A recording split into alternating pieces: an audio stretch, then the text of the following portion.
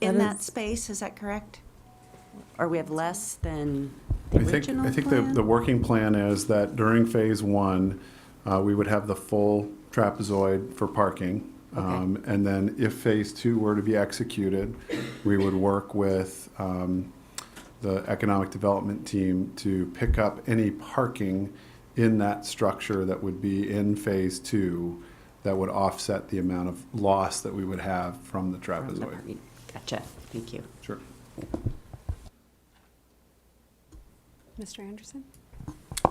Thank you, Madam Chair. I guess my main question is, still the height for the building, phase two, the office building is actually still slated to go as maximum 15 stories. 12 is what sort of the minimum is in there. And it's the building now that's closest to the school at that height. And I'm just trying to get the size, because I wasn't able to figure out the distance between the west edge of that building and the middle school. I know we've got the whole parking lot and the road in between, so. Karen's got her ruler out, so we'll tell you just now. It's And quite a ways, though. The shadow study that's in the later pages makes it clear that even with that, the impact has been significantly reduced from some of the previous designs. But I'm just trying to make sure I've got that one tracked. Mhm.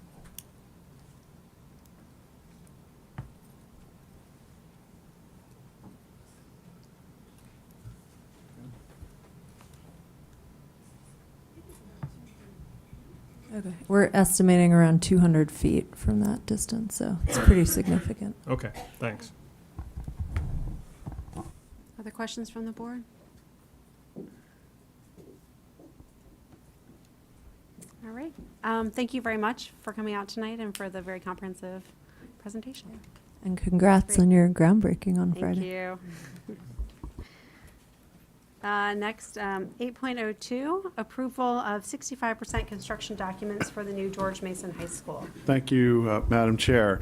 I'm going to do a little bit more formal of reading of some business here because I just want to make sure I get this right because it is in policy 4.30 capital construction projects which cost more than $250,000 are included in the capital improvement plan which has been approved by the school board. In addition, the school board reviewed and approved the architectural and engineering contracts, schematic and final building plans and construction renewal contracts for all the projects included in the adopted CIP.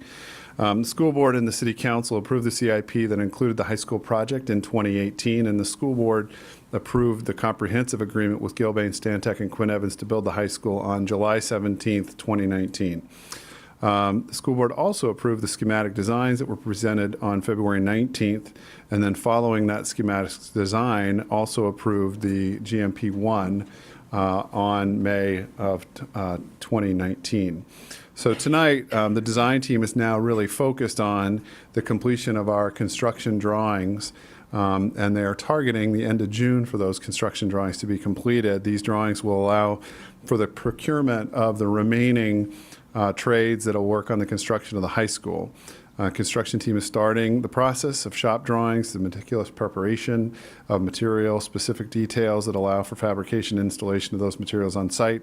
Site plan of the building permit approvals are ongoing and planned to support the on-site mobilization and groundbreaking scheduled for this Friday.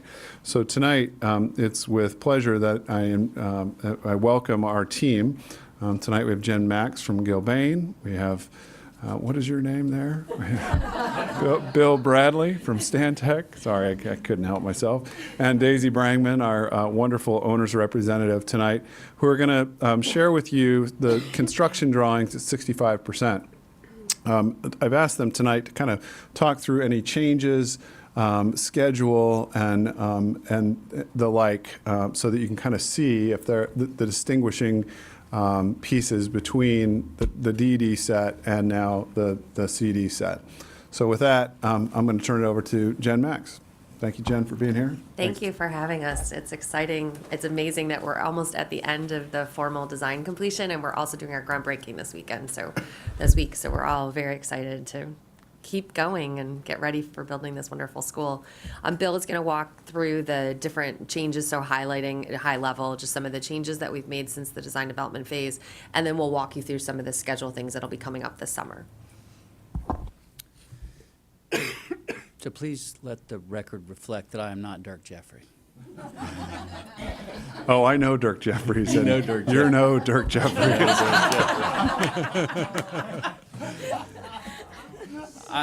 Wherever he is, I'm sure he's watching, and I'm sure he appreciated that. Our gift to you.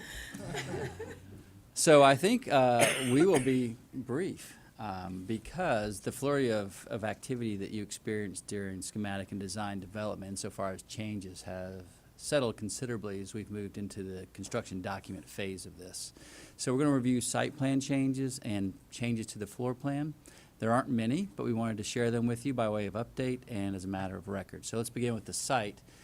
On the site, really two things in particular. One, we had individual standards for pedestrian lighting along Mustang Way, and what we have now in lieu of that are lights along the athletic lighting poles, the poles that light the softball, baseball, tennis, and soccer fields.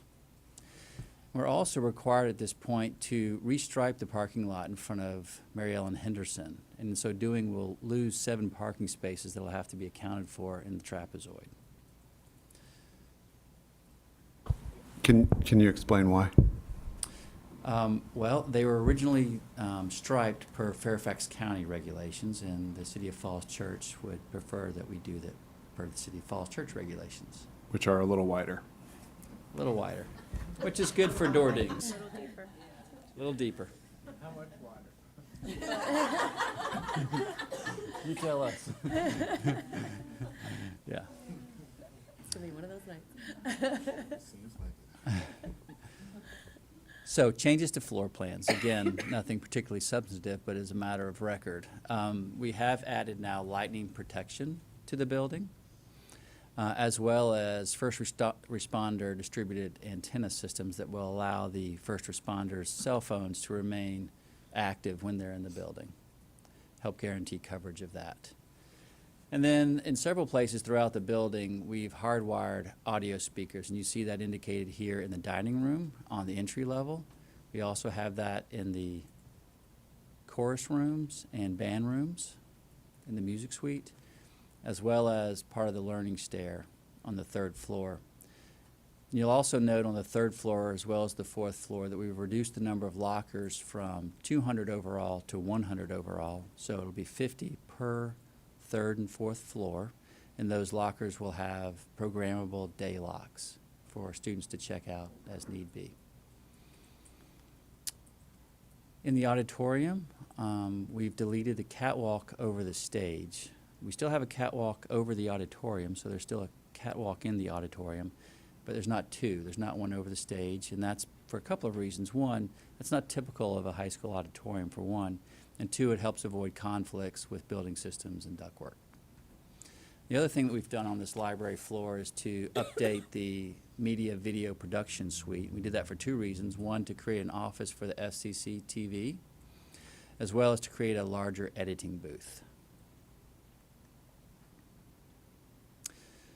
So you're looking here at the 4th floor, and on these next couple of slides, you'll see a couple things. Amendments to the layouts of 3 program areas, art, CTE, and science, and I'll just take those in turn. First, art. Initially, per the program, we had 2 2D art rooms and 2 3D art rooms.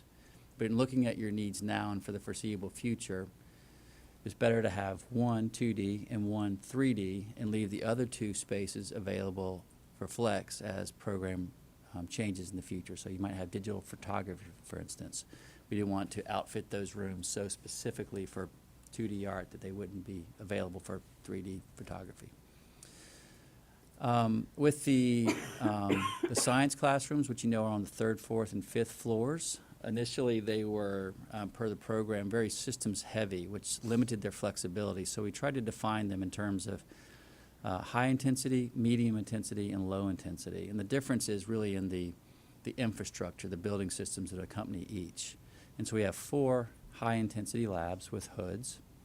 We have 4 medium intensity labs and 3 low intensity labs. 2? 2, my apologies. 4, 4, and 2 equals 10. And thank you. And so they provide some flexibility over time as the programs change. One other thing that you'll see bulleted here before I go to CTE is the amended floor schedule. Initially, we had polished concrete throughout. The lightweight concrete that is used on the upper floors beyond the gymnasium and the ground floor doesn't do well with being polished, and so we've gone to a luxury vinyl tile above the gym and the entry-level floor. Looking at the CTE suite here, two changes to that. In the Flex CTE labs that you see on the northern side up top, we've added casework, sinks, and also flexible snorkels for on-site ventilation. Looking below, the CTE shop, the lab there that you see is larger now. When we looked at the equipment schedule, the amount of equipment that the teachers wanted to bring over and also add to that, we realized that the space as programmed wasn't large enough. And so we right-sized that room, but it came at the cost of one CTE classroom. And that was a discussion that we had with the CTE teachers, and they preferred the larger fab studio with the equipment in it. And then the last thing is that throughout the building, we've right-sized the number of toilets and showers. And you see that reflected here in the ground level, whereas before we had 6 individual toilets and showers in that area that's designated by the rectangle. We now have 4, and so that space was given back over to offices. Reduced some of the numbers of showers and toilets in some of the other spaces throughout the building as well. So collectively, you see this list. Changes haven't been substantive, but they are noted, and there were some savings as well as some additional costs to get the building to this point. The last thing I'll add is that in the last bit, we've been working with your ASCC to look at the interiors of the building, and this is an image that you may or may not have seen to this point, but this is the entry hall. So the entrance to the building is behind me. You go down the stairs in front of you to the left to get to the gym level. You go up the stairs to the right to get up to the library, and you see the studio, or not the studio, the cafe, top left there in the image. So the auditorium is to your right, and the admin suite is to your left, and you see the legacy wall there on your left as well. And that's it for substantive changes to the plans, site, and floor. If you have any questions, I'll be happy to entertain those. If not, I'll hand it to Jennifer for the schedule. Yes, Mr. Castillo. Thank you, Madam Chair. When we visited the remodeled TJ, 2 years ago, one of the things they said was that lockers are basically a thing of the past. They had basically, sort of open cubbies. What's the thinking on that? So we got specific feedback that there was a need to have a certain amount of academic lockers. For example, students that participate in swim team off-site usually bring their swim gear to school and then head directly to practice after. So we wanted to provide a space for those students that bring a heavier load that maybe aren't participating specifically in a team sport that would have access to a team locker room, so that they'll have a place to do that. The way that area has been designed, though, it's very flexible. So if in the future you determine you don't want the lockers at all, it won't have any impact to the overall architecture to remove them. But that was the other change why we switched those to Digilock, so that it's not an assigned locker. It's more of like a day use, like somebody came with stuff and they have a project and they need a place to store it specifically for that day. I would just add to that, and I think Jen sort of hit it, but we also did a number of surveys of the students at George Mason and got some feedback from them specifically, which then sort of drove the feedback to the Gilbane team. When we did, and our first survey was of about 100, and the end size was about 150 high school students, and asked them how they used their lockers and when and the like, and only 2 of 150 students actually used their lockers at all on a permanent basis. So it sort of speaks to your what you observed at TJ, but then we did get the feedback it would be nice to be able to put some things, and so having the 50 dispersed across 2 floors allows us then to have some space.